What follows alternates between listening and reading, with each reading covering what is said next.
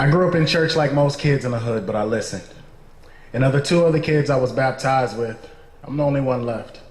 I'm the only one alive to tell this story. A shame, isn't it? That at 27 years of age, I'd already seen my share of graves filled to the brim with my peers whose main goal in life was to be somebody. Not just another statistic, adding to the connection of misguided youth that turn into stereotypes while leaving behind small children that ask, "Where's my daddy? Why did God have to take him right now?" And as I stand here now, the sole survivor of my graduating class, I ask, why was I spared the same fate?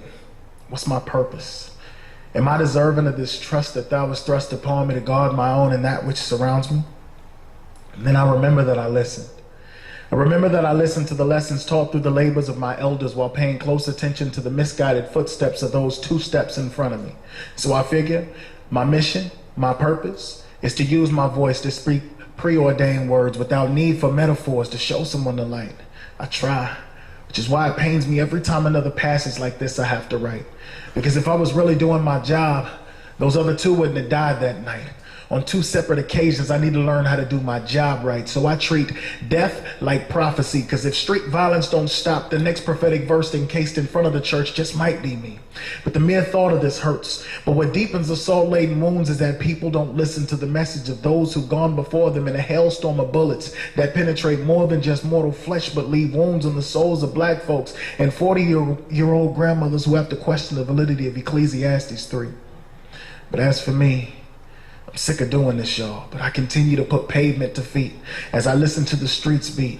I pick up pace. I run without growing weary because I know he's there to comfort me, guide me, and strengthen me in my time of need as I bear witness to another brother laying dead in the streets or another case of mistaken identity by police. But I'm tired of all this senseless violence, and I'm tired of spreading the same message and teaching the same lessons only to get the same result. And I wonder why people keep repeating the same method of living that cuts their lives so short.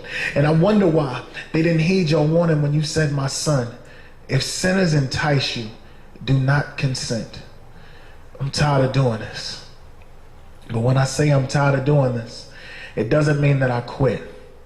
It just means that I wish someone would listen. And I do this for midnight ciphers.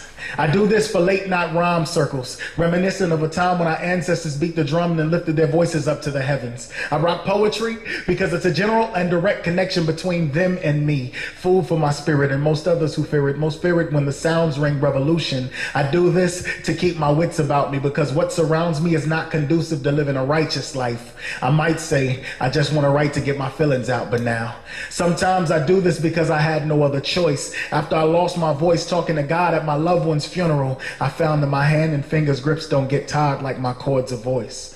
Now as a boy, I wanted to speak the truth like my grandfather. Now I span the globe treating the stage like my church, laying hands on weak minds so their content would be something of worth. I birth new MCs through me sharing poetry. Follow me? This is not a novelty. Our future reality comes out of each word we seed. Our future reality comes through each word we seed. Our future reality comes through each word we seed.